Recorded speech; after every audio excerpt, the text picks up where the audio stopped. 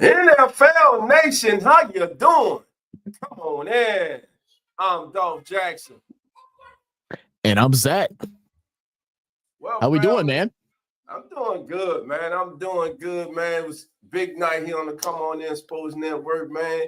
As we dropped the video today, man, as we had the one and only Charles Davis was in the building, baby. Crazy.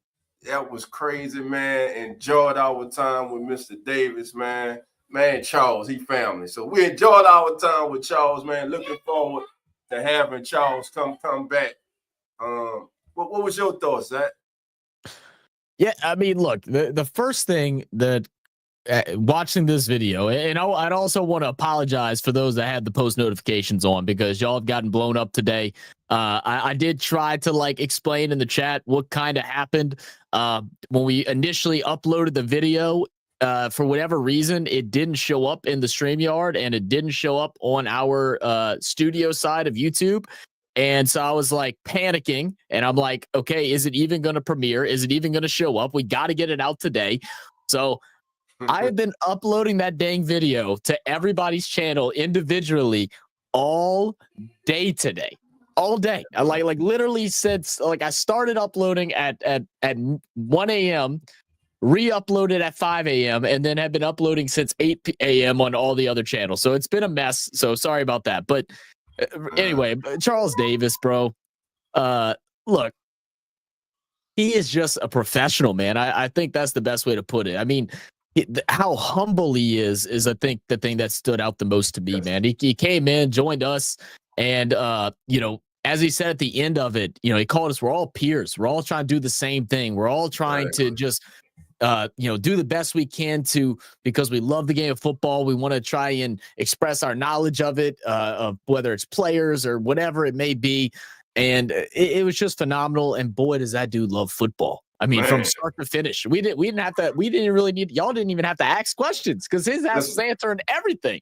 Listen, man, it was a surreal moment, man. I really enjoyed it, man. First of all, man, shout out to my co-host, man. Shout out to Carlos, man. Great job, man. Man, shout out to you, man. Y'all might not know, but Zach was in the back, man. Zach was in charge of the videos. He's the one with the graphics coming up, man. Getting us on to the next questions. But man, once Mr. Davis got talking and once we got talking, man, it was just, man, guys just talking football, man. That's all it was, man. That's all it was. And the best part about it is, I mean, one, it was easy for me. You guys held it down. Y'all did just such an amazing job. I didn't have to really do much of anything, which was amazing. If it was me that was running it, I was going to have to delete about 50 million because y'all know that's my favorite word to say. So it was just so fun. But the best thing about this whole experience is the relationship that we've now been able to build with Mr. Charles Davis, and hoping, and the plan is to have the opportunity in the future to have him come and join us again for whether it's another interview, possibly possibly our Sunday morning show before the games kick off. We don't know yet. We're gonna try. He seems to be willing and welcome to come join back again, man. What did you say, Dolph? Closed mouths don't get fed. Closed mouths don't get fed, baby. That's how it goes. Hey, how was it for you, Dolph? Like going through this whole interview process, getting to meet someone at the top of his game, an analyst in this sport. Man, me, man, I'm just I'm a people person, man, and I'm a type of person calculated when I go up to someone. But I was like, listen, man, that's Charles Davis. It's halftime. Eating the ice cream sandwich. I might never get this opportunity again. I'm just gonna let him know, hey man, I'm a big fan. You know what I'm saying? I appreciate what you do, and I aspire to be like you, similar to you one day, of course, myself. And just the conversation was, man, hey man, nice to meet you. What platform? What do you do? And I was telling them. And I was like, hey, I know you got to get back, but listen, we'd love to have you on one day. And they're like, oh, where you from? Go get it. I said, go get it. Go get your phone. Take out my email, man. Reach out to me, and I look at my schedule, and we'll see if we can get something put together, man. And listen, the man, he came through. Y'all, listen, everyone, if you haven't watched the video, it's up now on all our channels. Please give it a watch, share it, family. Like it, I mean, listen, family, that's right, we here. Come on in, Sports Network, family. We, that's all of us. You too, that includes you. Man, we had Charles Davis. Charles Davis is part of the family now, man. So it doesn't exist without everybody here. I mean, that's the big thing around it. It's, we don't have people that come in and join us, whether it's during me and Non's craziness, reacting to sports from all over a different world, all over the world, right. Whether it's the kickbacks on Wednesday, whether it's the live games, whether it's the Sunday morning show. If it's not for that, we already put in a situation to where we were able to meet Mr. Charles Davis over on the Senior Bowl, man. And just to like draw out that picture even a little more, it was crazy because we get out to the Senior Bowl. And it was a chaotic day. Like everything was going wrong for me. Dolph had got there probably like right after it had started. I was a whole quarter late because of traffic and my GPS going taking me all over the world instead of in the right spot. Finally get there. Me and Dolph are dressed up, suit and tie. Like we're trying to be as professional as can be. Yeah, and looking fresh to death, And we're inside the media room. So what ends up happening is when you get the media access, you can go up into the media room. This is the same area where you'll have coaches, GMs, other media teams. You'll also have closed rooms where you'll have your announcers for the games. They'll be locked up in like a in-sealed room where that you can't hear all the background sound. And we're all just watching. We're taking notes. So we're surrounded by a bunch of other amazing content creators, one of which I'll be joining on Saturday for day 3 of the NFL draft, Big Blue in the Bronx. We're talking with them, hanging out. And we're getting ready to pack up and head back downstairs for the second half. And Dolph comes running over, like I said in the video, smiling. And I'm like, dude, what's going on? He's like, man, I just met Charles Davis. He's like, dude, he wants to exchange emails and he wants to possibly join us for a show. And it's just like, how are we here? It's like, it's unreal, man. It's unreal. It was and listen, man, it was education, but it was also, like I said, man, it was just guys talking football, man. And like you said, man, we all are peers and we all give our opinions. Charles Davis gives his opinion. Mel Kiper, Daniel Jeremiah, whoever you can name, they all give their opinion. And listen, man, and when we were at the Senior Bowl, and this was Zach's first year, this was my second year, man. And still, man, it's like, wow, you know what I'm saying? To see everyone that you actually see on TV, and these are people I sit down, I listen to, I watch their podcasts, or I watch them on CBS Sports, Fox, ESPN, wherever it may be. And they are, hey, how you doing? Everybody speaks, man. Listen, they're amongst you, and it ain't nothing. And and I'll tell you, at least none of the people that we met, nobody tries to like big dog you, like they're too good to speak with you. And I think that's like another really cool thing about the sport. And I think it's a very big understanding that it's like, what, doesn't matter what level of the career that you're in, you're all doing the same thing. And I think that puts, I think that was like a really special thing for Charles. It was definitely something that I took away from listening to y'all's conversation and how all that stuff went. Just knowing that, okay, we have a purpose here. We have a purpose of what we're doing. And to be honest, it's just motivated us to do a lot more. And I'm telling y'all, next year come the Senior Bowl, next year come the NFL draft, we're going to have a lot more stuff coming out, a lot more in detailed stuff. And I'm just extremely excited for it. But yeah, let's pull up this mock draft. You want me to share it, Dolph? I can share it. I can share it. Let me go ahead and pull that up. Go ahead. Tomorrow, family, is our 1-year anniversary. The Come On In Sports Network was launched last year. I didn't know that. Remember, it was our first official show was for the draft last year. For the draft, that's right. Yeah. It was. And matter of fact, I was in New York City. That's right. I forgot you were in New York. That's right. Yeah. So man, our 1 year anniversary is tomorrow too, man. Year 2, come on in. Shout out wifey, man. That's right. Covering the NFL draft family. Again, for those who don't know, we will be live tomorrow night at 6:30 p.m. Wall-to-wall coverage of the NFL draft, the first round. Lawrence will be in the building. Jeremy, Coach, Zach's in the building. I'm in the building. I said that Cowboy is going to be in the building, man. Who I'm forgetting? PJ, Carlos, TJ. Jay Hitch may jump in. Yeah, look, we're gonna have it's gonna be a full show. It's gonna be a full show, a lot of chaos, a lot of fun. Jack, shout out to Kavanaugh. Can't forget about Jack. Jack, future member. I'm just saying. Jack will be joining us too, man. So we're gonna have a fun night, man. And I know Lawrence has been working his butt off too to get some special things for whenever and Dolph and Nine and all them. For whenever players get picked up, trying to make it a little more professional each year, giving y'all a better experience instead of just all of our talking heads just sitting on the screen. We're hoping to bring y'all a couple different things for these different players.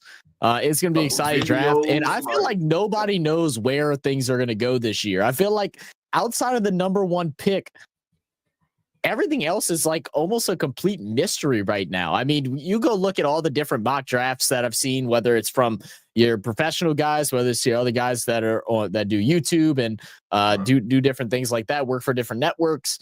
Everybody's is a good bit different. Like there's your top 3 guys, but even the 2 and the 3rd, we're not quite sure where those guys are going to go. And then after that, it's a guess. It's a complete guess. There's a lot of interesting talent this year.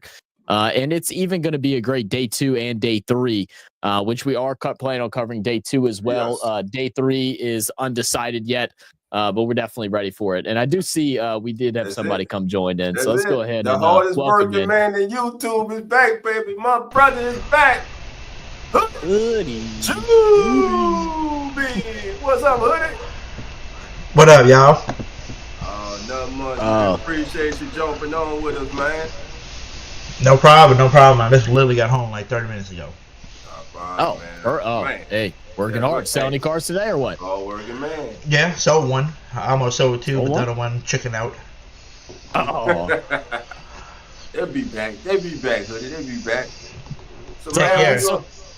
I know Hoodie. Yeah, I know Hoodie was doing some coverage yesterday.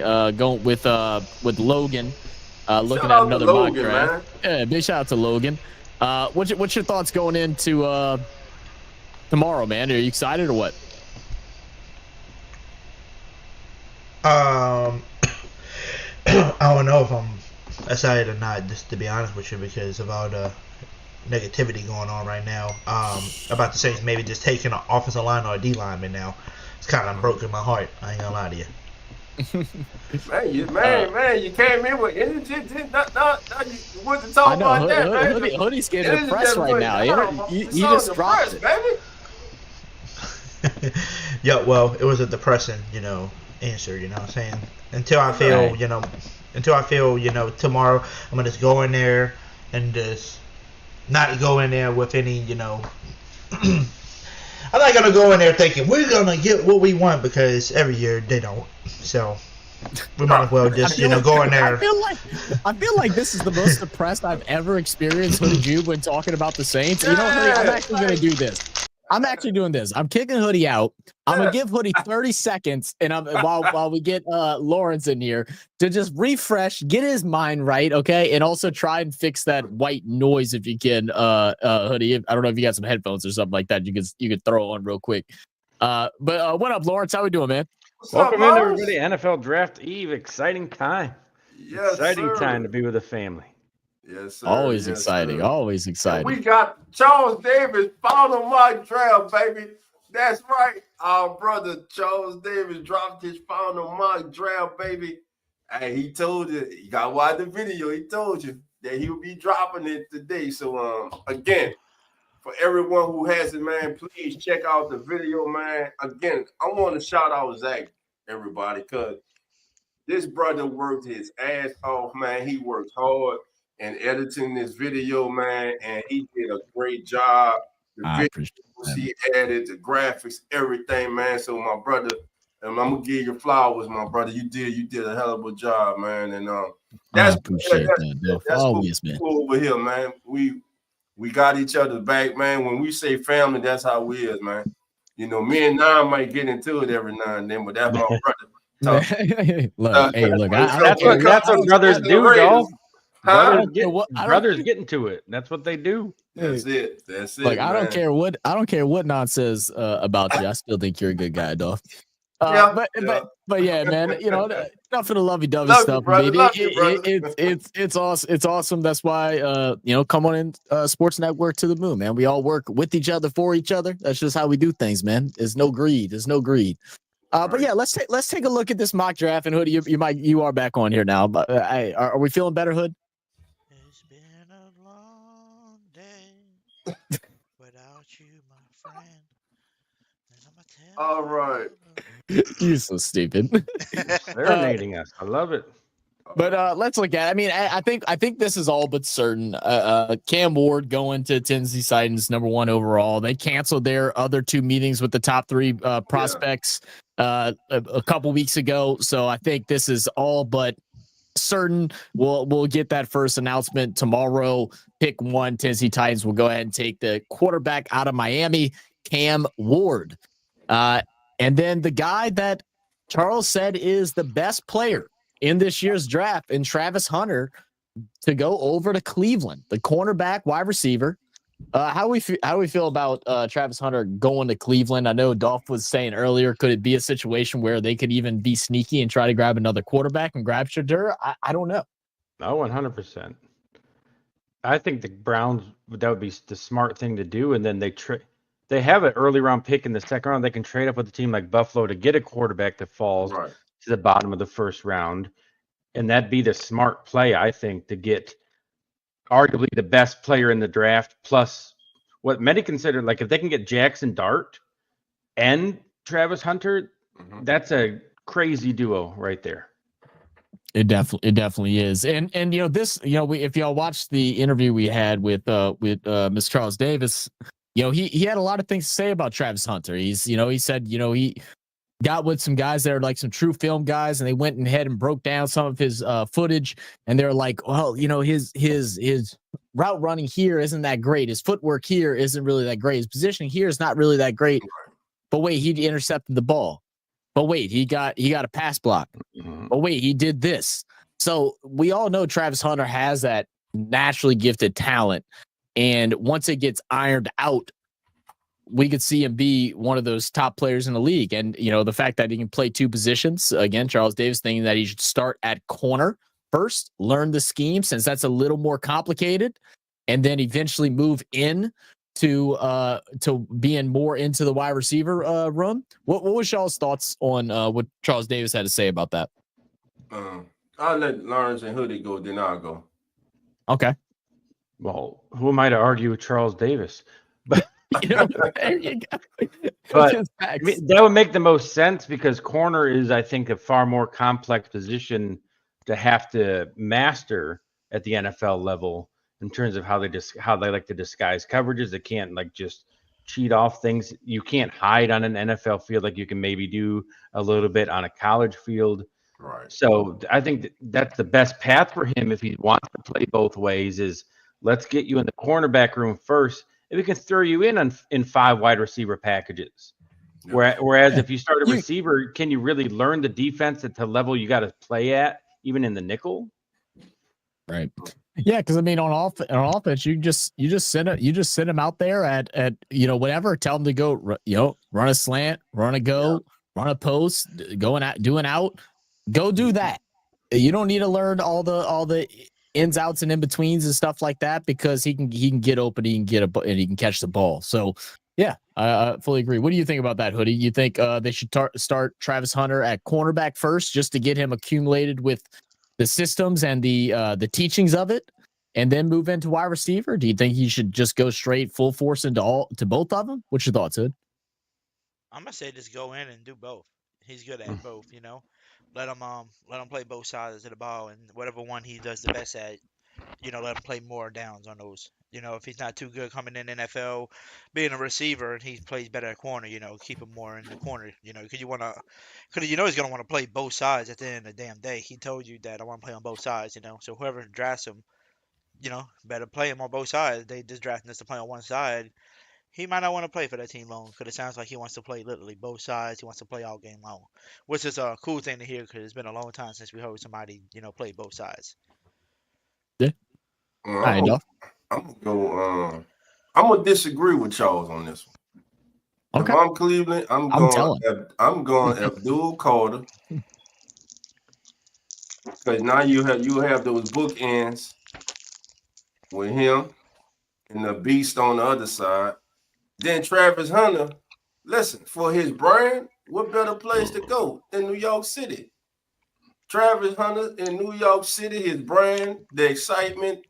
I mean, they got they signed Paulson Adebo in free agency. You bring him in. Now, what's kind of interesting here is how Charles say he will start them out on defense, but at the Colorado Pro Day, when Prime was asked that same question, he said that teams should start him out on offense because of the learning curve of the offense in the NFL. He thinks that he's such a natural at DB, and when, like what Charles was saying, it everything that he does is wrong. Was, as he said, the scout told him, but his ball skills are second to none. So yeah, it's all about technique with him. But me personally, I would start him on the offensive side of the ball first. That way, the fan base, wherever he go, the fan base is going to be excited. it's going to follow for sure. They go want to see him with the ball in his hand. Hey, put him on offense, man, and give him his own package and just slowly work him in on defense. Because look, the Browns have a good defense. And he'll just add to that, man. Just gradually, like baby steps, man. You got to crawl before you can walk. Yeah. Yeah, and like I definitely understand that thing too. And I'm sure that he would love to be out there more at wide receiver too. I mean, scoring touchdowns and doing things like that, impacting the offense, which is something that the Giants definitely need. Is going to take a load off I'm sorry. If he were to go to the Giants, obviously to take some pressure off of their the wide receiver out from LSU from last year. So I mean, you can't go wrong. I feel like everybody's going to have a little bit different interpretation of what's the right thing to do with it, and I feel like as long as teams don't screw him up too bad, and I think it's going to be a hard way to screw up Travis Hunter. Like, he's just that special, man. He's a special player. So third pick, he goes on, he grabs Abdul Carter, obviously one of the top edge rushers here in this draft, going to the New York Giants. I mean, Giants are a team that they need a little bit of everything. So I mean, they're in that position where you can't go wrong with nothing. I don't think there's much to talk about with him going there because it just makes sense. Well, Zach, let me ask you this, Zach. Yeah, go for it. If they draft him, does Kayvon Thibodeau become a trade target? Because they have Thibodeau and Burns. If they're going to draft Carter, do they want to have three people like that? Does Thibodeau become one of those before his fifth-year option, let's trade him type things? It very well could. It very well could. Yeah, I mean, that's a very good point you're making there. It'll be interesting to see what they do. I mean, Thibodeau obviously has a need in the NFL where other teams would love to get a piece of that. Pause. Yeah, that's a good point there. What's your thoughts, Dolph, on Abdul Carter going to the Giants? I love it. Him, Burns, and Thibodeau. That way, because Thibodeau has been what? Would you say he's been like hit and miss learns? Yeah, a little inconsistent. But when he's been good, he's been good. We know what Brian Burns brings to the table, and now you just add. If I'm a defensive coordinator, I'm standing on the table for this. Mm-hmm. And I'm trying. Listen, you got to affect the passers. You got to affect the passer in this league. The quickest way to get to the quarterback and straight up the middle, and let's off the edge, Thibodeau, Burns, then Abdul Carter, who really you can use like a joker. You can move him all around the defense. And that's what I wanted to know. Is like, can you do they have a couple guys that can be switched in and out? Like, could you put them in a spot inside and still be very dangerous? I mean, it'll be interesting. I mean, I feel like with a team with the Giants right now, their offense has been so bad, but I mean, literally everything has been. So it's like try to find something, and I feel like build on it and make that dominant. And that's why, like, I feel like Abdul Carter going there at the edge and try to get that defense to become dominant, at least on the line, at least put you in a direction. Because I feel like the Giants have been directionalists since they picked up Daniel Jones. You know, that was just such a bad flop. And then I do see Brisky, who's a Lions fan. He said Jamo might be traded for Thibodeau tomorrow, FYI. So that's in the air, apparently. Jameson Williams, which that would be interesting. Whoa. That'd be a really good trade for both teams. Jameson Williams for Thibodeau. That could be interesting. So yeah, I mean, I know I don't know Jameson Williams, but he does work with our buddy Brad over at their training facility during the offseason and stuff like that. If you've ever seen the highlights of him recovering from his ACL surgery back before he was drafted, the person that was working with him, that's my brother Brad, and he loves him. That kid is talented. He's elite. So that could be interesting. That's an interesting trade for sure. For Thibodeau. Apparently, he's been looking on fire during recently. Like apparently, people are saying that he's looking the best that he's looked, since college before that injury. That he is looking unreal. We saw him really get unleashed in the last like half of the season. Still kind of recovering back from that couple of injuries he's had, and he looked dangerous. So, and he's a guy that makes big time plays. He's fast. His hands were the thing that people were worried about, but he didn't drop that many passes in the second half of the season. So, definitely interesting. So let me ask you this: Hoodie and Lions, got the Lions afford to get rid of Jameson Williams? It depends. Like, do they want to pay him what he's going to probably get, because he's coming up on is already his third year in the NFL. Like, that fifth year option's coming up fast. Are they going to pay him after just paying Amon-Ra what they paid him?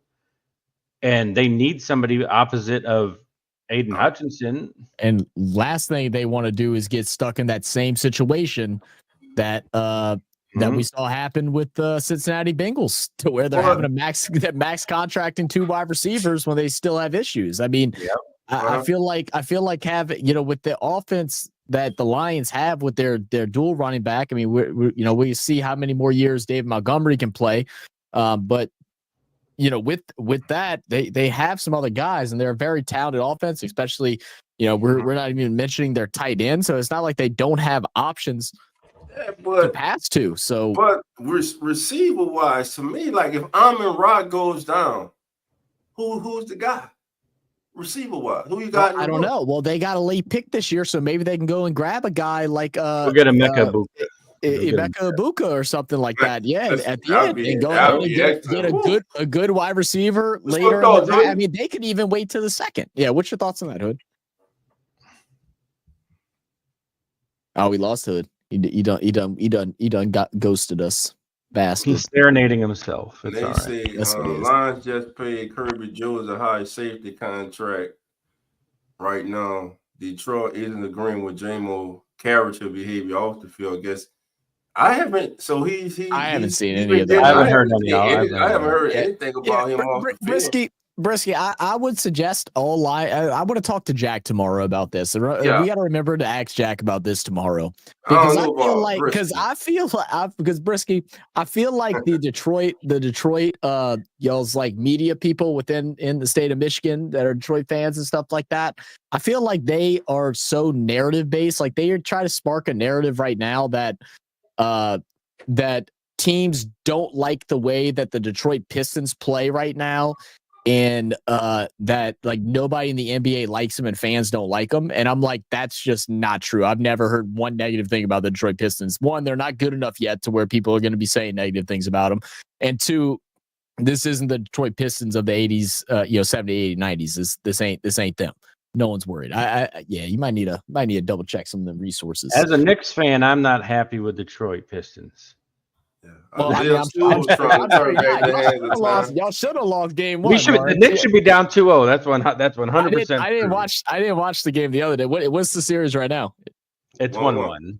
It's 1-1. They should have lost the first game. They definitely should have. 100%. But 100%. let's keep it pushing, guys. We'll go into the Patriots, and this is someone that's moved up on the board for Charles Davis. He has Will Campbell now going 4th to the New England Patriots. Previously, he had him going to the Saints at 9. We heard what Will Campbell had what Charles Davis had to say about Will Campbell is that he thinks he has the ability to be great on that left tackle, but his big worry is that if you're going to pick him this early because of his arm length, you got to be confident that he can hold that left tackle position. Because if not, and you got to switch him over to right tackle, well, then you just went ahead and wasted a 4th round pick for a right tackle. Zach, put up the video of Will Campbell if you got it. Yeah. Let me put up the video of Will Campbell. Let me try to find it here real quick. Logan, how you doing? Come on in. What's going on, my brother? Doing good. Nothing's going on besides just, we're one day away. Logan, you Mike's doing that thing again. Logan, he wasn't doing it yesterday with Hoodie. Mike's doing it again? Yes, sir. He's doing it again. My goodness, it's the same mic I've been using since I switched. This ain't good. See if it's something. Let me just unplug and plug it back in.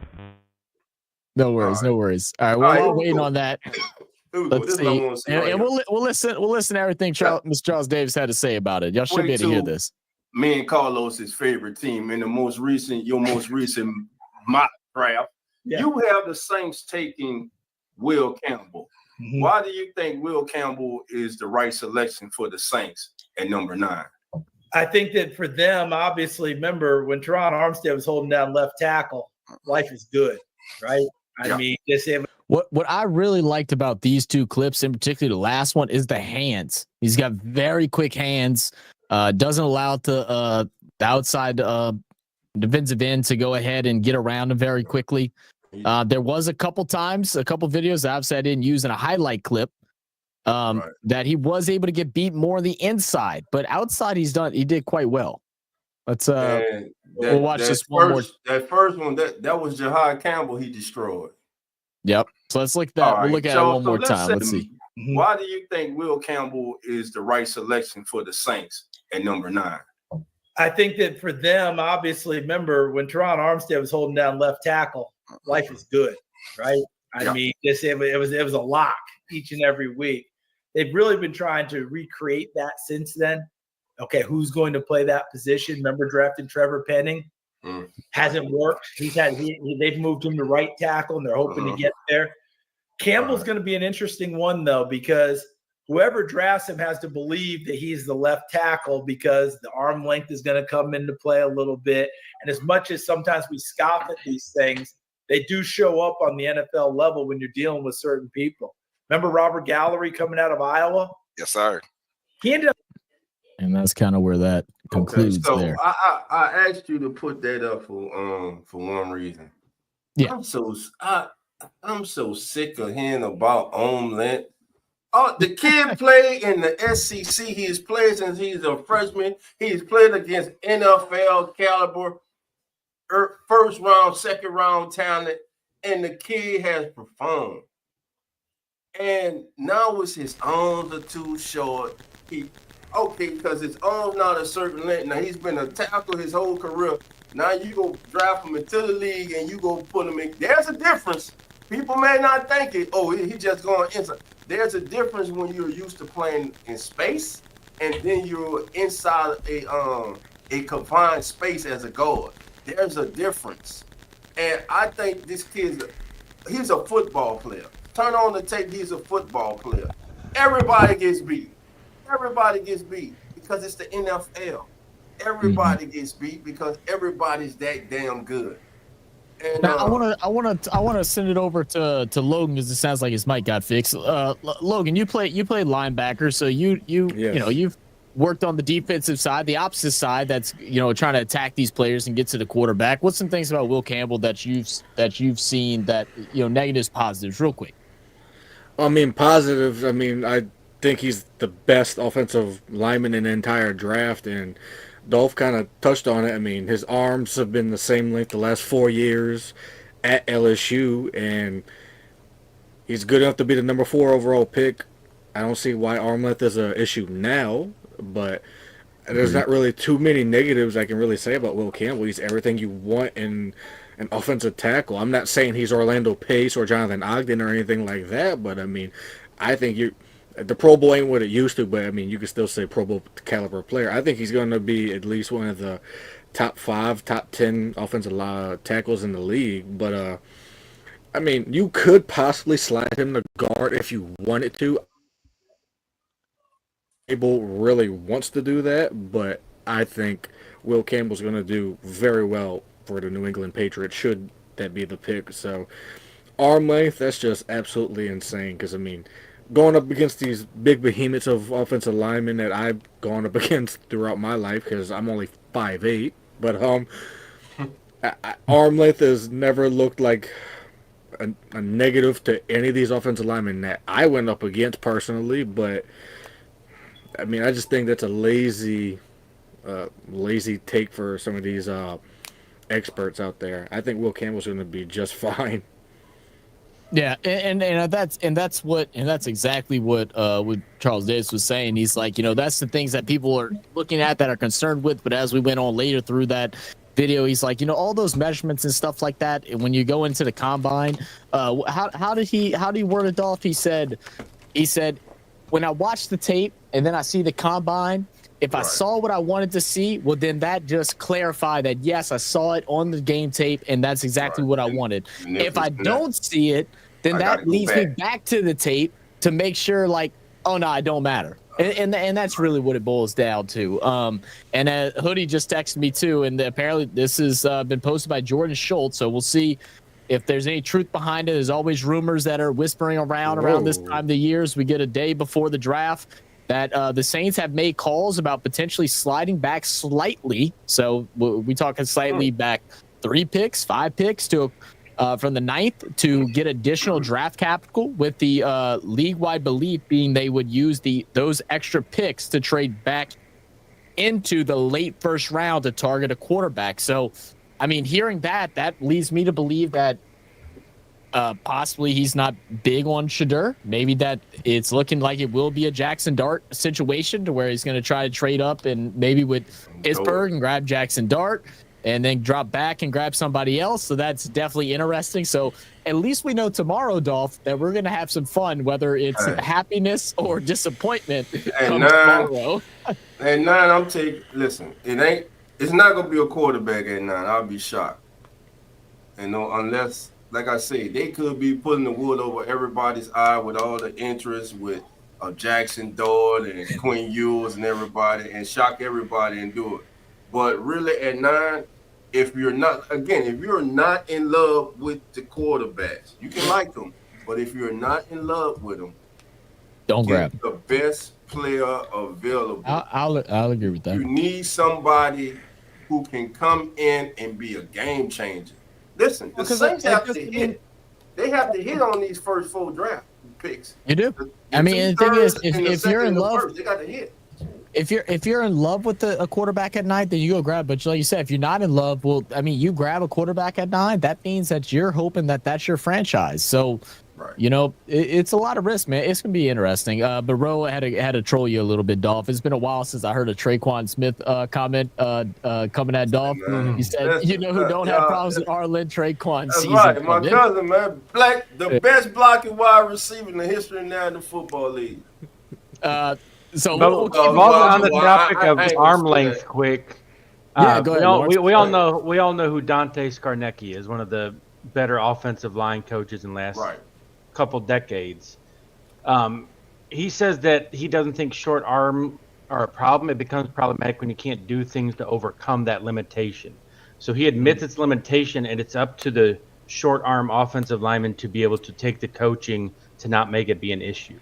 But it is something like even the best in the NFL it matters to them at a particular level. So it's not just a throwaway number.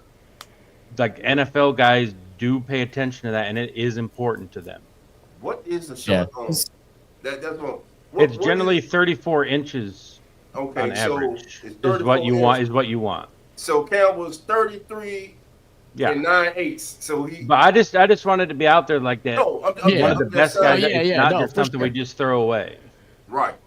Yeah, let's look at let me see. What is his exact measurements real quick? You can say whatever you like. Yeah. All right, so I'm gonna try to keep it friendly as possible, and as PG. It's just like a damn woman. Oh, your shit ain't long enough. Well, guess what? It get the job done, baby. So you better take it, right? You get the damn job done. So that's the closest I can say it to PG. Size doesn't matter. If you get the job done, you get the damn job done. If you good enough, pick the damn man. Who cares if it's on side? Hoodie's talking about motion in the ocean and then all this stuff. Man, Hoodie, I love you. I'm so happy you're back on YouTube again. So his arm length was marked at 32 inches and 5/8. And and my internet is trying to crap out of me right now. 34. Okay, it's 34. I mean, but yeah, I mean, regardless, if you're able to play, right, then you're able to play. He's dealt with the big boys in the SEC. We'll see how he does in the league. Right now, they love his footwork. They love what he's able to do with the arms, rather they're short or not. So, time will tell with it. But let's keep it going because we got a lot more to go through. We're only planning on being on here for 30 minutes. We're already here for 45. So we're going to kind of speed around a little bit. We're going to obviously have a long day tomorrow covering the first round of the NFL draft. Dolph's also planning on doing a post show also afterwards to go ahead and bring in some guests. Everybody can come talk in and let us know what their thoughts are. I'm sure it's going to be a very heated and debated discussion. And then I believe we'll also be covering on Friday for day 2 of the draft. Lawrence, you wanted to do day 2, right? Yeah, I think we should, but yeah, absolutely. Yeah, well, I'll talk to you. We'll talk afterwards, and I'll let you know what's going on. But all right, so pick 5. We got Jacksonville Jaguars. They're going to go ahead and grab Ashton Genty, and I'm not going to lie, that's the last place that I want to see Ashton Genty go to. Let me go ahead and reshare the screen again.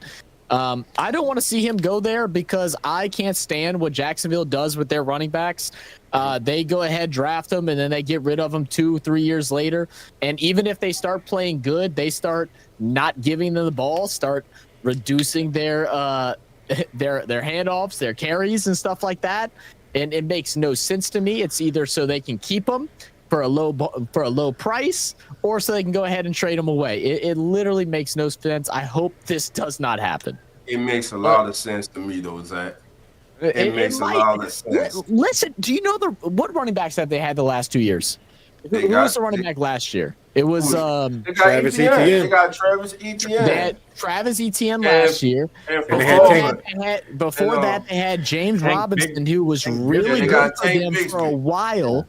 And then they stopped using James Robinson and then just got rid of him. Now he's out the league.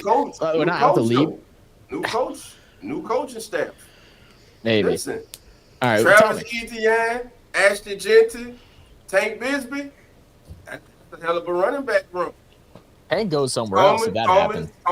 No way Tank stays there. I feel like Jacksonville's always looking to get rid of running backs, and that's what's going to end up happening. All right, Lawrence, I just saw your message. Lawrence, we'll see you tomorrow, brother. Did Shedeur Sanders, he didn't get picked, and did I miss him in this mock draft? No. I did not see his name in the first round. Spoiler. Spoiler. Go ahead. I need you. Lawrence, did you hear what a anonymous assistant coach said today about Shedeur Sanders? Was it about his birthday party? Don't forget the birthday boy. This is. Oh, he's talking about the draft day thing. He ain't that good. That's ridiculous. It was the worst interview he's ever had. It's the worst interview that he's ever had with a player. He's cocky. All this on the eve of the draft. Well, that's what happened. Like every single year, somebody, one or two players just get smeared across the face of the draft in hopes of them falling to whatever team wants them to fall that far. Right. You would think NFL teams are smarter than that at this point. Right. My thing is, is I hope Shadur comes out, whatever team he gets drafted to, he knows who says that. He knows who said it. That he goes ahead and puts a good old fashioned ass whooping to him. I don't care what it is. Like, I hope that rumor comes out. We figure out exactly who this anonymous is, because that's absolutely ridiculous. You don't smear a young this. I don't care that his father's Deion Sanders. I don't care what any of this stuff is. This is a how old is he? 20, 21 years old, 22, whatever it may be. Around 23, I think. Okay. So he's a 23-year-old man that's trying to get into the NFL, make a career out of it, and you're trying to just slap him across the face and paint him as a person that is, it's disgusting. Disgusting. Yeah. I know how I feel about it. I definitely have seen my viral tweet that went everywhere. I had people messaging me saying it went viral on TikTok and Facebook, and all I did was... I ain't see it, Logan. So basically what I said was, well, actually, I can read it word for word. I have it bookmarked because people tell me stuff about it every day. I have to find it. Okay. I said, people will get on this app and say Shadur is overhyped because his dad is Deion Sanders, but will cheer and praise Arch Manning because of his last name. And it started a whole civil war. But, I mean... It's the craziest thing, and it's true. I mean, I have nothing against Arch Manning. I covered a few of his games when he was in high school when I was a videographer for Varsity Sports Now. I mean, the guy's going to be great, but he's only started 2 games. But people hate nepotism, but only when... But they also are in favor of it when it's for... That's what I have a problem with. I mean, it's... And people tried to say I was making it a black or white issue. No, I'm just talking about the hypocrisy in general, because it is very hypocritical to hate Shadur but love Arch Manning for the same identical nepotism that you are saying that you hate. So I really hope Shadur kills it in the league. I think he's going to. I mean, a sneaky team that I would love to see him on would be the Los Angeles Rams. Go get with Sean McVay, sit behind Stanford for a year. That would be beautiful, even though history shows that Saints fans should hate the Rams, but I mean, Shadur going with Sean McVay would be beautiful, and I think people are going to be eating their words very, very soon, and I cannot wait. Yeah, and this is what Brissy says, that I heard multiple GMs that think Shadur is not a first-round pick, and he's a second to third round graded. That's what I heard. I think Sanders has the highest ceiling, though.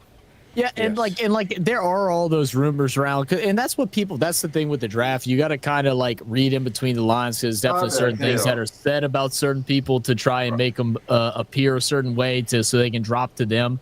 So there is like some mental warfare that goes on and stuff. I mean, if you watch Shadur play, everybody knows what his weaknesses are, right? His weaknesses is arm strength, which we've seen a lot of, which. People act like he got a weak toe. No, that's what I'm saying, Dolph. Charles said this during our interview. He said they talk about his arm strength, but he's 4 times better arm strength than what other people that are in the league. He's just not your Josh Allens, your Ben Roethlisbergers that can just chuck it 75 yards down the field. He's still accurate. He can get out the pocket at moments. They're criticizing him now because of him not being a runner, and I feel like the only reason why that's a criticism is a black and white thing. It's a black and white thing. And who his dad is. Yep. Yeah.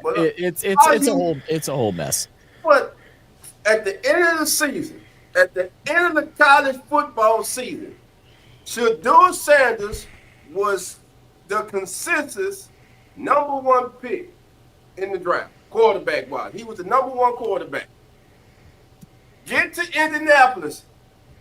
He does not work out. This is where all this started. He did not work out in Indianapolis. You had a anonymous GM said, what? Oh, he didn't care about what we thought about him. Why should he?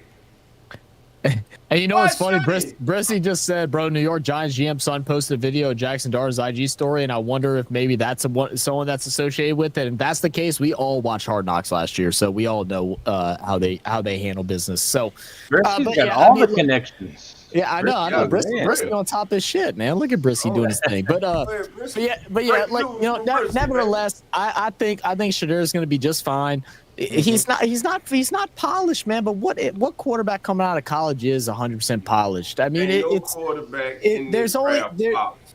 The only one No, that was Andrew Luck, and I think that was just generational. Yeah. Yeah, exactly. So Let's keep it moving, Zach. let's keep moving. We'll go. So Peace out, Raiders are everybody. going to go ahead. All right. Oh yes, All Lawrence, right. have a good one, All brother. right, Lance, have a Tomorrow, good man. one. See you tomorrow, my brother. Yes, catch you later, everybody. Have a good night. Get the Red Bulls ready. 5 hours, baby. 5 hours. We got the energy coming, Dolph. We got it. All right, my Okay. brother. Have Guys. a good one. Talk to you Later. later. So for the 6th pick, he's going to go Jalen Walker, edge rusher for the Raiders. That's it. That's quite interesting one to me, just because of the re-signing of Crosby. They went ahead and picked up. I'm forgetting his name now. The opposite end. They didn't have as much pressure as they would have liked this past year. Obviously, with Genty going in the 5th, I actually think if Genty's gone early, I think Raiders go Shadur. If I'm being honest. I don't Let it. know What if do you they think? would, because they just gave Geno Smith all that money, Yeah, and but 2 years.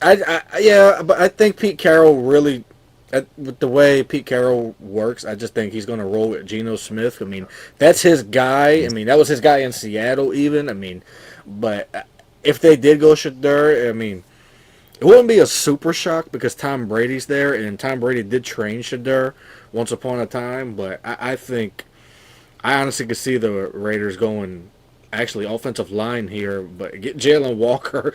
That's a really good pick. I mean, opposite Max Really Crosby. good. Yes. Yeah. I mean, opposite Max Crosby. You can't go wrong with a Georgia defensive player in this day and age. So You definitely know. Kirby Smart knows how to develop them over there. One of the best defensive minds in college football. Yep. Then 7th pick, we got Jets. They have them grabbing Tyler Warren. I mean, I think it's a good pick. I feel like the Jets also don't use Conklin enough. Like 2 years ago, they used Conklin a bunch. This year, he's kind of fallen the face of the earth. I think he dealt with an injury, if I remember correctly. Hoodie, what's your thoughts on Tyler Warren? I know you're a fan of his, of going to the Jets. Yes. There we go. I love Tyler Warren. I don't like him going to the Jets because, if there's no quarterback at 9 that you're going with, I would love to add him at number 9 if we could, just because I feel like he'd be the next George Kittle, and we need a tight end that can be like that, for our next quarterback that we do decide to draft. What if it's, Let me pick coming it back? back off you, Hoodie. Uh-huh. You know what? He could be the next Taysom Hill. Because he did everything at Penn State. Wildcat quarterback, wide receiver, tight end, running back. It's so funny how we have more and more guys like that. Same thing with Tyler Conyards. Same thing. He did a bit of Wildcat as well. I mean, you can't go. I mean, this is a great pick regardless. I mean, the Jets need all the help. It's a makeup pick, though, Zach. It's a makeup pick. Yeah, it's a makeup pick. It's a For makeup pick. passing on Brock Bowers last year. And that's exactly what is described here. The Jets had a chance to draft Bowers last year, passed on him before the Raiders got him. New York's new brain trust doesn't miss the opportunity to land potential star tight end this time in the round. New quarterback, Justin Fields, will be thrilled. And I mean, I think so too. You know who I think the Jets can go after too? That might, it might shock people just because nobody's talking about the Jets getting him, but I think would be a good fit for him. I'm just being honest. I think wide receiver from Arizona, T-Mac, would fit in well because they just lost Devontae Adams, so they're gonna need a guy next to Garrett Wilson to where he's just not alone. So maybe a big body receiver like T-Mac would fit in there with the Jets. I can see that. I also feel like with the Jets, because of Warren's blocking ability too, it's like it fills 2 roles, and so anyone that can go ahead and fulfill like multiple different places in an offense is, I mean, it's a camp. Whoever grabs Tyler Warren, I mean, they're likely getting a star. And I don't know about Brock Bowers level or anything like that, but I think they're getting a guy that can do multiple things, and that's going to overall help your team, whether it's in the run game or in the pass game. We'll go to 8. Carolina Panthers grabbing Mason Graham, defensive tackle out of Michigan. What's your thoughts, Dolph? Love it, like it. Listen, you go be in the NFC South, we're gonna have to deal with them. But Mason Graham, motor, violent with his hands, great effort. listen, I like like you guys heard me say, I like players that you don't have to jump start. You don't have to give him a jump. This kid is ready from the time he steps on the field. He's ready to go. His arms are short for a defensive lineman. So you know what I mean. But hey, you turn on the tape and you watch him play. The kid just he's a problem. He's a like one gap. He's a penetrating defensive tackle. And listen, where does the quarterback hate pressure the most? Up the middle. He's very good against the run. He has a good club move. Has to work on his pass rush arsenal. But Mason will be a good selection, man. Whoever gets that kid, I believe they're getting a really good football player with the potential to turn into something really special. Him and Brian Bresee would be nice. I'm just saying. And then go over to New Orleans Saints. I'm just gonna keep it like this. I'll ask one person, and then we'll keep it going. Okay. But he has the Saints grabbing Armand Mimbu from Missouri. I've heard this name several times, but I have yet to hear him going to the Saints. Offensive tackle out of Missouri, and it's funny. I wonder if our conversation with him maybe led to some of this, where he said this could easily be where Shedeur goes. I've already said I'd be pounding the table for him in the draft room. Instead, though, he thinks the Saints will tap Mimbu to take over at the right tackle. So he feels like, so in saying that, you're thinking Penning slides into guard, which I know Logan, you were not a fan of that. So what? Or he's gone because they did not sign him for his 5th-year option. That was today, I think it was announced today. Mm-hmm. They did go ahead and pick up Olave. So what's your thoughts, Logan? So someone kind of brought it up, and it made me remember things. Once upon a time, they didn't pick up Cesar Ruiz's 5th-year option neither, and then they signed him to an extension. I think a year later. He had the best season he ever had. Exactly. Yeah. You have to go earn. Yes. You have to go earn your money. I mean, if it's a contract year, normally it's make or break. You will normally see a player perform out of their minds whenever it's a contract year. It always happens, and then they play out of our price range. But as far as Mimbu goes, I think he's the second best offensive lineman in the draft, and he falls to 9. I mean, I think that would be. I mean, not the sexiest pick, but I mean, it does fill a need. I don't think you slide making him change a position 3 years in a row is just asking for a headache and failure. I honestly think that Penning is okay enough at right tackle.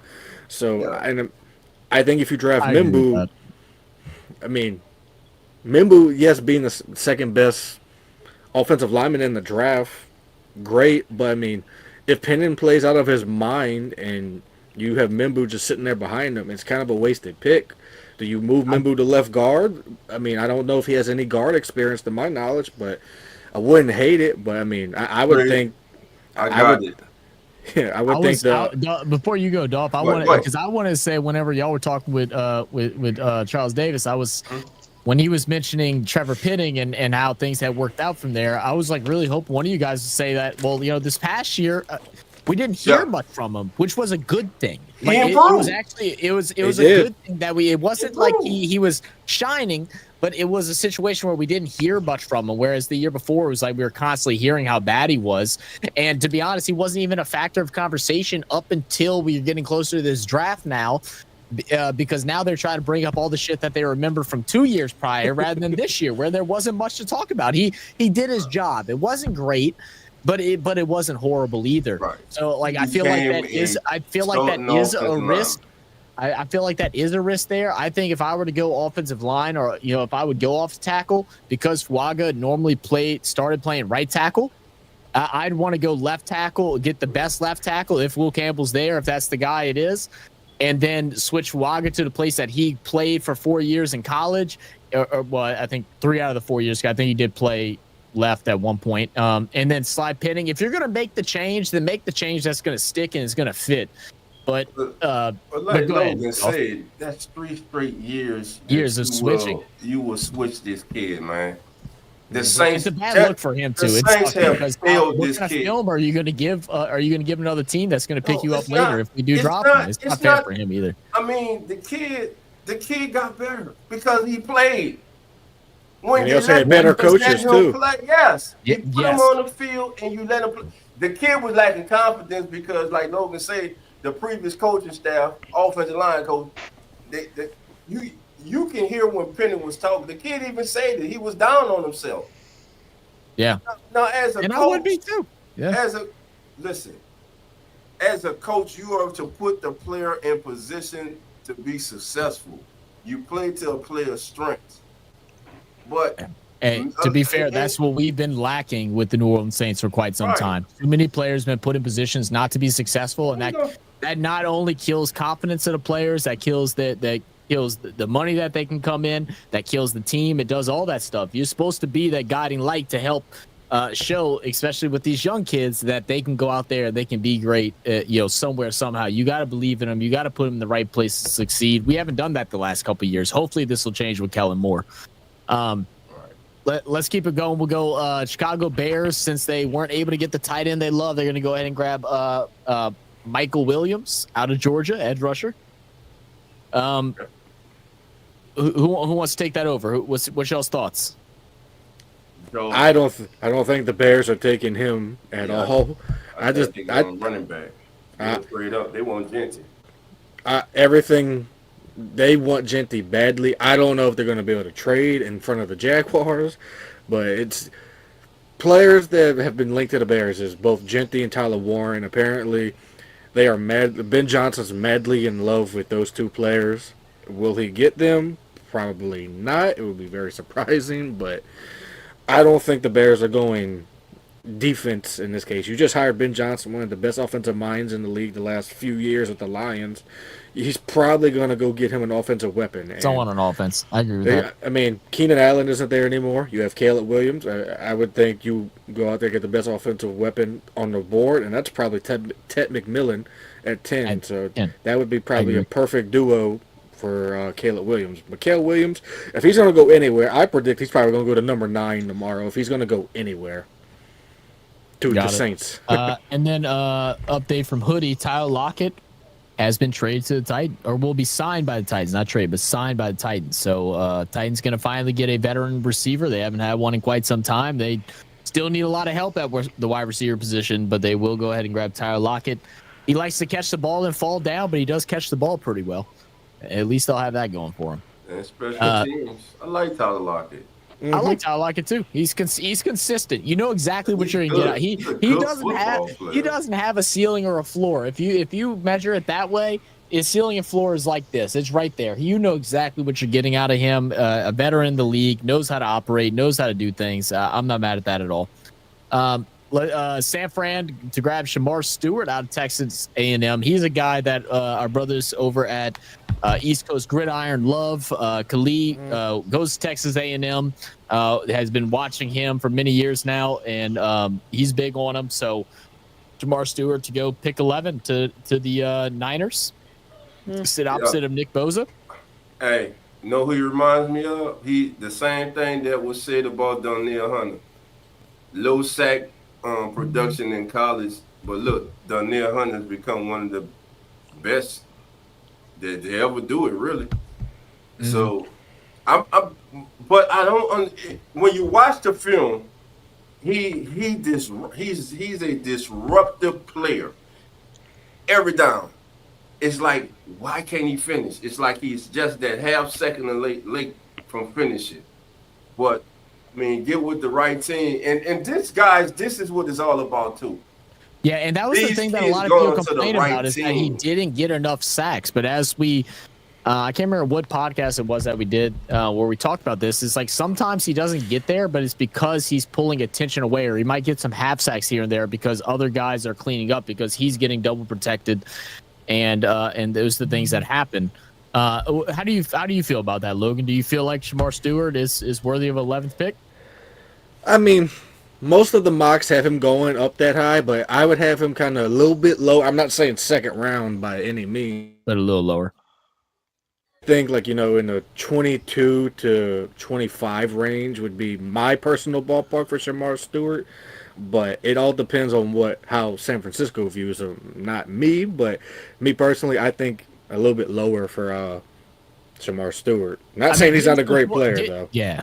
But getting to the quarterback's important. 4.5 sacks in 3 years is his biggest downfall. That's the thing that's dropped him on the board. I mean, if we're talking that he has 15 in 4 years or something like that, we're talking about a top 10 pick easily. But it's not yeah, but he has brought the pressure. So we'll go forward into Dallas Cowboys. I'll grab T-Mac. Look, yeah, Cowboys they do. I feel like I think I've always been on the opposite side of things, where I've always thought the Cowboys wide receivers weren't as bad as what they were always trying to make it out to be, because their wide receivers were looking good until they got rid of until last year, once they got rid of Pollard and they had no run game to go tag along with it. Now T-Mac in this situation next to CeeDee Lamb, I mean, I think it's great. I mean, I think there are two similar styles of wide receivers, big guys. So it'll actually be interesting, because I don't think we've had not in my memory of at least a team that's been successful to have like two big wide receivers lined up, on the opposite sides of each other. What Hoodie? What you think? What's your thoughts of T-Mac going to the Cowboys? I mean, it'll be good. You'll have somebody else next to CeeDee Lamb. Because it seemed like Brandon Cooks didn't work out too much. Next to him, so. Especially him being another big body, and you got those little fast speed guys, and what's their name? The punt returner. Tolbert? Yeah, so you got Turbert, so I'm saying you'd be fine with him. Oh yeah, Turpin, yeah. Turpin. You're right. Who's Tolbert plays for? Why am I thinking Tolbert? Jalen Tolbert plays for the Cowboys. Yeah, he plays for the Cowboys. Okay. Yeah. Yes, Tolbert and Tolpin is both of them. Yeah, so Turpin came from Turpin came from the USFL. Really great story. Yes. TCU kid. Mm-hmm. All right, we'll keep it pushing, man. Miami goes ahead and gets a steal at 13, I think. Replace Ramsey. They're gonna go ahead and grab Will Johnson. I mean, like he gets down that far. I mean, I think you're sprinting up to the podium. They need it. Yeah. They're trying to get rid of Ramsey. They're looking to move on. They're moving on from Ramsey. So yeah, it makes sense. It makes sense because I think one of the experts said Will Johnson's player comparison is Jalen Ramsey, so that's kind of crazy. Yeah, so. They're replacing a old with a new, man. All right, a new model. Indianapolis Colts go and grab Nick Emenwari, who's a guy that skyrocketed up the board. Let's see. I'll go and try to find the footage of his too. While I'm looking for that, what is y'all's thoughts on Emenwari? I want to go to Dolph here. What is your thoughts on Emenwari pre-combine to post-combine? Looking at him before I'm not big on the combine, man. On the numbers, and I'm big on what I see with my eyes. The Underwear Olympics, I understand. You want to see how they can run, they can jump. We see that. What matters when you're on the football field? The kid, he's a playmaker. Then he's big, about 220, 223. I think he had in his career about 6 pick six. So he can play. When I look at him, by his size, you automatically think of him being a box safety. But he has the capabilities to also play, in coverage. So I really like him, and he's a physical tackler. What up, Cowboy? How we doing, my brother? Can't wait for tomorrow, man. Let's go ahead and take a look at what Charles Davis had to say about him. For me, make plays in the pass game in front of me, occasionally go in the slot and cover people. Nick Emenwari, I'm going to want to have a plan for him because I want to get him comfortable with things because he blew away the combine so big. I think people started thinking, oh, God, I can do everything with him. Mm-hmm. All right? He is a big, strong, physical player. I want him probably involved in my run game early. But the way he can run, I know he can go out there and cover people and cover a lot of ground from deep half, deep middle, the whole deal. Xavier Watts. Well, that's what Charles Davis had to say about Mr. Emenwari. And then on the 15th pick, we'll go ahead and scroll down and not to cut you off, Logan. We're just a little past. No, you're good. You're good. Atlanta Falcons grab Derek Harmon, defensive tackle out of Oregon. How are we feeling about that, Cowboy? If you're still here, let us know. Dolph, what's your thoughts on Derek Harmon? One of the best defensive tackles in the game. At Oregon, he was a menace to opposing offenses. He's a player you have to account for. Has a good burst off the ball. I like him going to the Falcons. Now I think the real thing the Falcons need is an edge rusher. They need somebody to affect that quarterback coming off that edge. But Derrick Harmon would not be a bad selection for them. But I think they're going to be looking more of the help on the edge, coming off that edge. Mm-hmm. Arizona Cardinals grabbed Jahad Campbell, one of the top linebackers coming out, but my sleeper to the Saints. Have watching some things. You know, some people have some concerns about Jahad Campbell. I'm not one to attest to it because I haven't watched the film, but I know Logan has. So Logan, what's your thoughts on Jahad Campbell? I have said this many times. I think he is one of the best linebacking prospects to come into the draft in the last 20 years. And someone even asked me, even over Luke Kuechly, I said he's up there with Luke Kuechly. That's how good Jahad Campbell is. He has everything you want in a linebacker. He's a run stopper. He can drop back and pass coverage. And I have said it many times.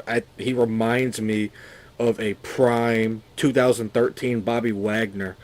And we know how great Bobby Wagner was in 2013 on that Seattle Seahawks defense. I mean, you could play him at inside. You could play him at outside. I mean, he has tremendous speed. I mean, he could play at any linebacker spot. I mean, Jahad Campbell, I mean, I would even take him at number 9 if I was the Saints. If you wanted to reach for a player, I would take him at number 9. But with the Arizona Cardinals, they have defensive head coach John Gannon, as we know, and Cardinals get a linebacker for probably 10 to 15 years. That's how good he is. I think he's going to play in this league a long time. What are some negatives that people have been saying about him?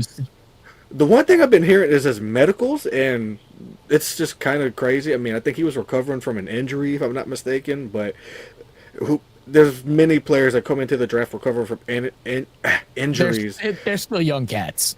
Right, so in my opinion, you pass on Jahad Campbell, you're making a grave mistake. Fair enough. We'll take a look at so at the 17th pick, they got the Bengals grabbing Malachi Stark. We know they need some defensive help. Let's take a look at what Charles has to say about it.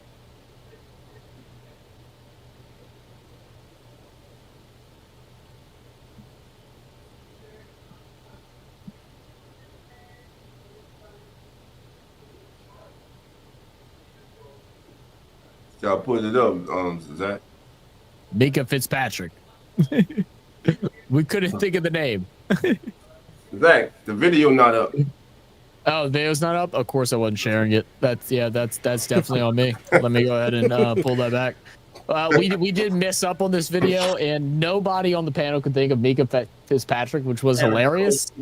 But this is what he Here's how I would had to look say. at it. If I'm playing Malachi Starks, if I'm drafting him, I want him to be a lot like, let's see, who's that guy in Pittsburgh? Polamalu.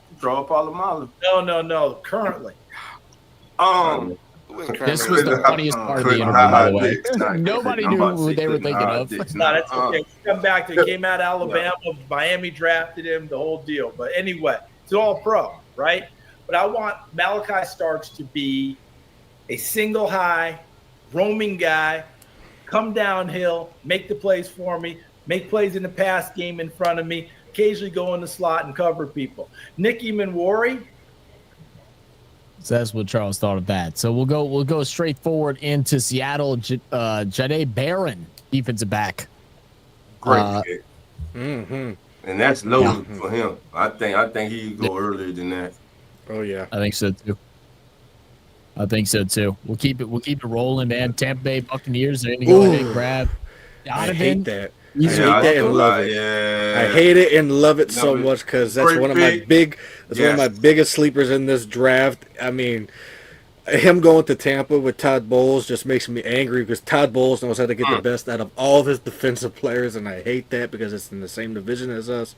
I mean, Donovan just on film just reminds me so much of Khalil Mack. It's not funny, and he is just going to be a great player.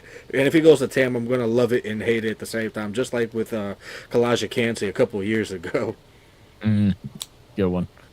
Denver Broncos grabbing a Marion Hampton, which when we did our mock draft, we didn't have Hampton in our first round, but that was definitely a miss. We were kind of rushing near the end. I think this is a great pick. I know some people are thinking that Denver could also go wide receiver here in this position, but we know Sean Payton is not a wide receiver early kind of guy. I think the only time he's ever drafted one early was Michael Thomas. He likes his fifth, sixth, seventh round undrafted wide receivers. He has guys that he feels they can sneak. So let me ask Hoodie, what do you think about Marion Hampton going out over there to be the RB1 for the Broncos? I mean, I think it would be a good running back for him, but I've been hearing a lot of rumors lately, just to be honest with y'all, that the Broncos might try to trade up and get Genty. I heard they really in love with him as well, so we'll see. But I wouldn't mind Hampton, going to them if they can't get their hand on got Genty. a long way to come to jump the Bears. Yeah, I don't know if he's gonna be able to make that happen. He might have to do what's his damn name? Ricky Williams. He might have to do a Ditka trade to get that shit going. The stupidest trade in the history of the NFL draft. Yeah, I was 3 years old when that happened. Every year before the NFL draft, I always see that thing come up, and I'm like, goodness, I was too young to know what that meant, and now that I'm older, it just makes me more and more mad. Pittsburgh Steelers to go and grab Kenneth Grant, defensive tackle. Some people think that it could be quarterback here. Pittsburgh's talked a lot about liking Jalen Milroe. What do y'all think about them grabbing Kenneth Grant? Aaron Rodgers signed today. Oh, they did sign today. Okay, I didn't see that sign. I didn't see that signing. Yeah. Did that happen? Are you sure? I didn't see that. I didn't see that either. That would have been all over my phone. I heard it on. I was listening to Sirius XM NFL. I didn't hear that at all. If that happened. That the Steelers. Yeah, put it up. Look right here. 9 hours ago. Yeah. Finalized major Aaron Rodgers decision regarding the timetable for Aaron Rodgers plotting quarterback moves. So it hasn't been done yet, but they are trying to lock that in. He's wait. Let me find a better source than Athlon because I don't know what Athlon is. He was just on Pat McAfee show just a few days ago saying that it's either going to be the Steelers or retirement, and it's going to be on his timeline. So I'm at a point. Yeah, here we go. They know. No. Times of India. Why is this getting recommended to me? This is how you know I watch too many sports from around the world, guys. Okay, well, that's interesting. But Dolph, go ahead and talk about Kenneth Grant. Big, physical. Next, he was the guy next to Graham. Bigger, space eater, true nose, 330 pounds. Listen, if you're a team that Kenny Grant fits Pittsburgh, really. When you look at, he's a Steeler. He fits the Steeler mold. Big, nasty, cold weather. You know what I'm saying? He's just that guy. And then listen, we got the great Cameron Haywood. His career is winding down, man. So Kenny Grant could be the heir apparent, get a chance to learn from a veteran, one of the best ever to do it. And then when Cameron steps down, Kenny Grant becomes the man on that defensive front. All the way from Seattle, Washington, baby, the 12th man is checking in. Eric Wallace, how you doing? What's up, baby? Come on in. All right. My boy, we'll keep it going. I think this one has been one that everyone's been liking, which is Colson Loveland going to the Chargers. I mean, I personally would like to see a wide receiver. I would personally like to see a wide receiver go to the Chargers, but I think it's a similar situation with the Jets, where if you can get someone that can facilitate in two different ways, and then also with the connection, obviously, between the Chargers head coach and Michigan, it makes complete sense of Colson Loveland going to the Chargers. I feel like this is one that it has to happen, right? Yes. Absolutely. Yeah, you don't get those often at the 22nd pick, but it feels like that should happen. What's your thoughts on Colson Loveland, Hoodie? Wait, who? Colson Loveland, tight end out of Michigan. Just being honest with you, I haven't really watched him as much. I was more of a fan of a Tyler Warren, And fair. because I didn't really care for Michigan that much. You know, there was no J.J. McCarty and no more Harbaugh. So who gives a shit about him now? All right, well then, Dolph, what is your hate. thoughts on Colson Loveland? I hate, man. Second, 1A, 1B tight end in this draft.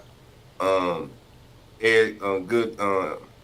inline blocker. I think he's a better inline blocker than Tyler Warren, in my opinion. I agree. He's a he's an all around tight end, man. The kid's a baller. He ain't afraid of the big moment. Listen, you can't go wrong with him with Tyler Warren, man. Colson Loveland to the Chargers. That's a good fit.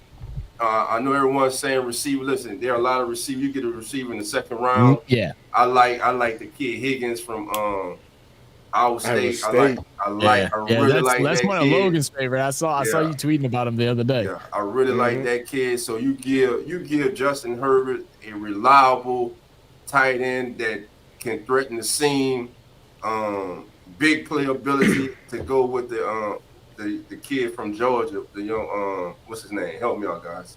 The receiver who just for the Chargers from Georgia this past season. My goodness! Help me out, Chad. Help me out. I can't think of it. That's how you know it's getting late at night. White boy, man, from Georgia. No one thought he was going to be. Lad McConkey. Yeah. So he got overshadowed because of Brock, and everybody didn't realize how good he was. He got there. Soon as you said he's actually a good wide receiver. As soon as you said white boy, I'm like, there's not that many of them, so let me think, and then Lad McConkey came to mind. There you go. Let me see. Just a couple of comments real quick. So I did see this earlier, but Cowboy said he's actually my third best player that I think we should go after as far as defense tackle and edge. I mean, it's still not bad. If you end up at your third best, that ain't too bad. Malachi Stark's services are needed in Atlanta. That's the guy you like. No way, none of my brothers or my father has heard of this. That's insane. Wait, what? Huh? What are you talking about? Talking about the Aaron Rodgers. The Aaron Rodgers thing? Oh, probably so. Eric Wallace said, I just realized I'm not even sharing the right tab anymore. Sorry about that. Eric said, hey, guys, how we doing? What up? Kenneth Grant fills the gap, but a tad slow getting the ball, but he is a run stopper in the middle. It's the absolutely second best tight end draft. Very smart football IQ. Yep. I don't know where Seattle's going tomorrow night. I don't know either. We'll figure out where we think Charles has him going. Packers go ahead and grab Walter Nolan, defensive tackle. I think some people were liking cornerback here for Green Bay as well. What's your thoughts on that decision going defensive tackle, Logan? I mean, I think it's a good pick. Packers could use some defensive line help. I mean, they got decent secondary picks. They still got Jair Alexander back there. Walter Nolan's a great pick. I mean, I honestly think he should have went before Kenneth Grant in this mock draft. I honestly think he could have gone top 15. That's how good I think he is. I mean, there's a lot of great Ole Miss players in this draft, and Walter Nolan's one of them. And he's not B.J. Raji, but, I mean, Packers have been searching for that next great defensive tackle since B.J. Raji left many years ago, and I think Walter Nolan can be that guy. Love it. Vikings go ahead and grab a guy that we love and, of course, I'm scrolling all over the place, but Gray Zabel to go to Minnesota Vikings. The offensive line, I mean, he's a guy that we loved at Senior Bowl. I think he really, blew everybody away. Everybody heard of his name. Everybody knew a little bit about him and everything. And then you get to see him matched up against some of the best of the best that showed up at the Senior Bowl. They played him at tackle. They played him at guard. They played him at center. And I'm telling you, I can count on 3 days of practice and a game, less than 5 times, less than one hand that he actually got beat. It was crazy watching him. He's a country boy. Family guy, not be confused with the TV show. But he just likes going out there and playing football, man. Very quiet spoken, but he's got a mean streak once he get onto that field. Yeah. What's your thoughts on Gray Zabel, Dolph? I know you love him. Tell me about him. Listen, man, you already know, man. At the Senior Bowl, got a chance to speak to the young man. Enjoyed watching him work out at the Senior Bowl and perform. Like you say, they played him at center, guard, tackle. Many say that if he was just a center, he would have been a number one center. in this draft class this year. To me, he's one of the top guards, offensive lineman in here. A great selection. If this is where the Vikings go tomorrow night, that would be a great selection. Again, it's not the sexy pick, but listen, football would always be won at the line of scrimmage.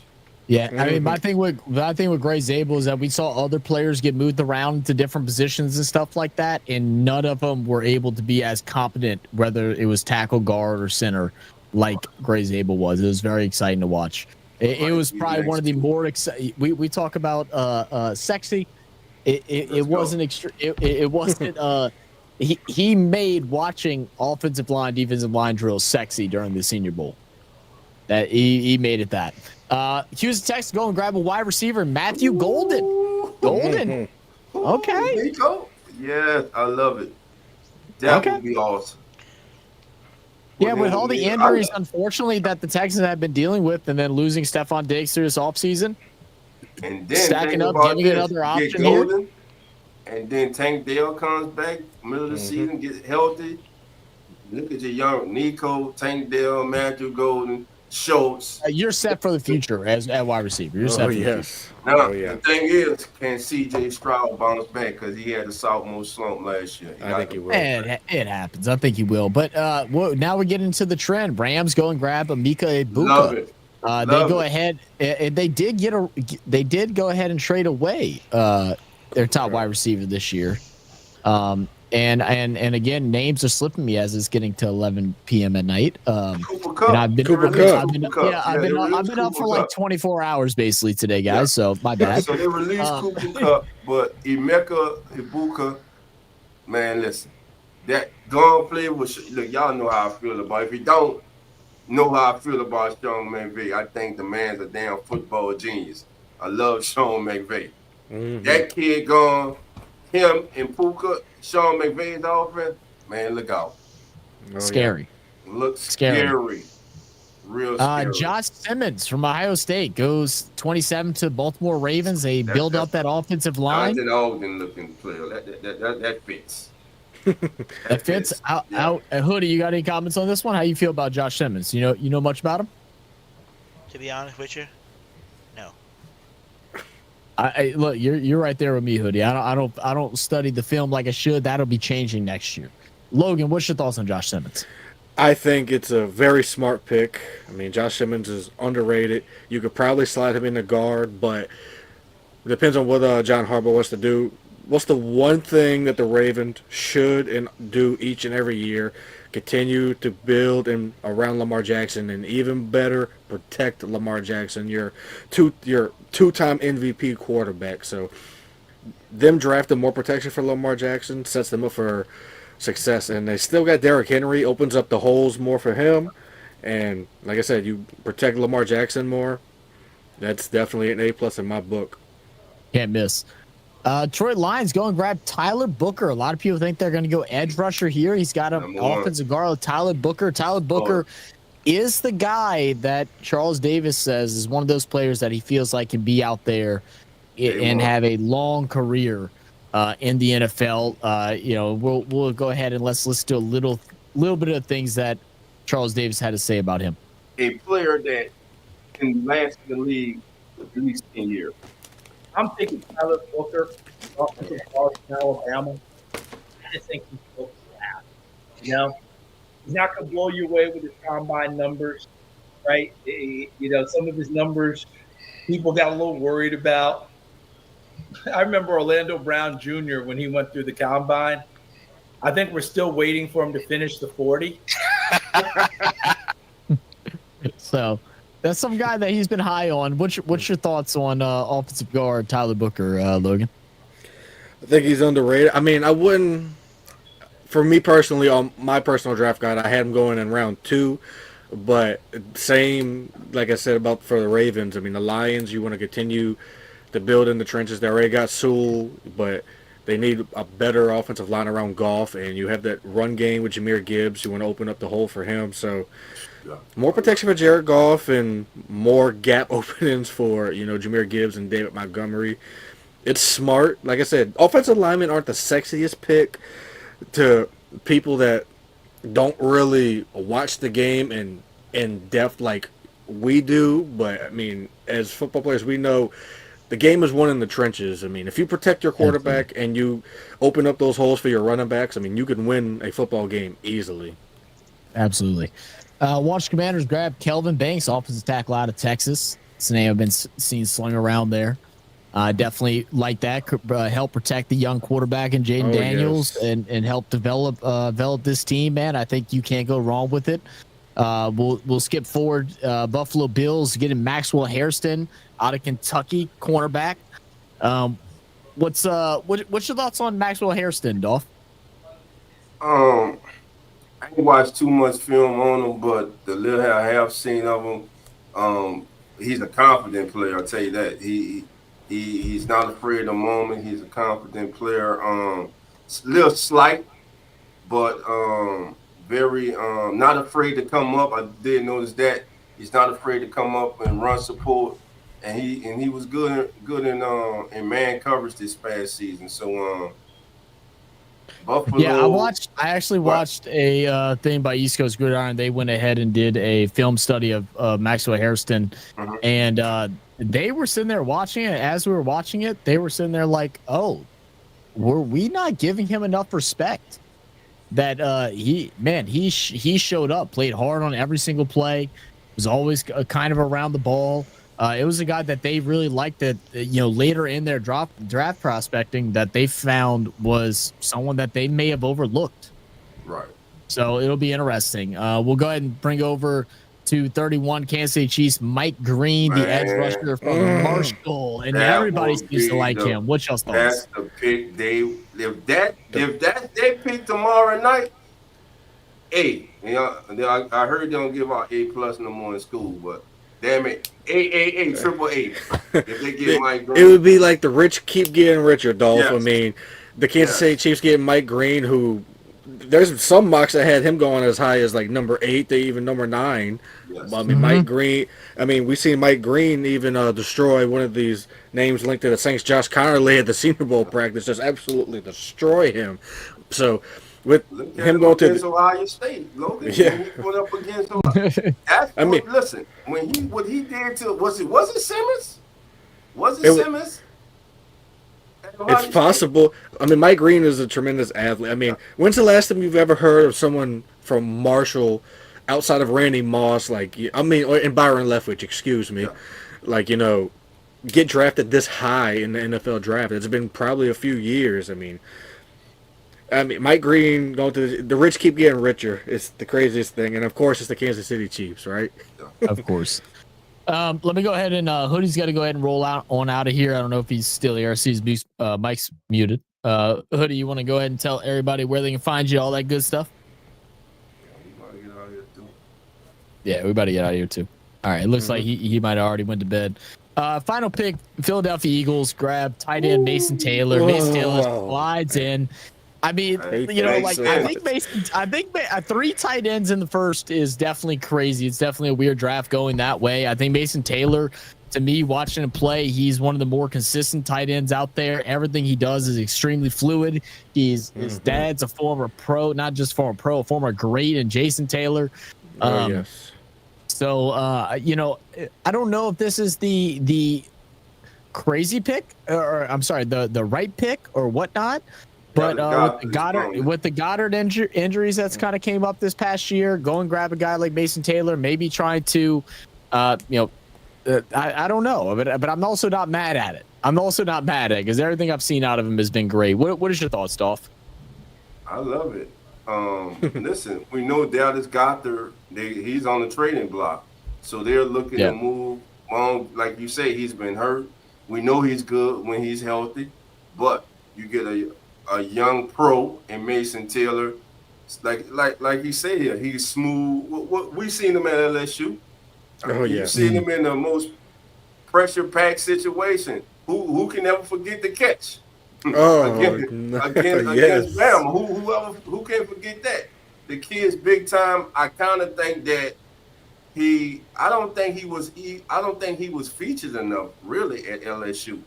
I think there's even more, and I think him going to the Eagles would be a good place for him. And I think as he even if it's not the Eagles, wherever he goes, I hope he goes to the right team, because I think that his ceiling is so high.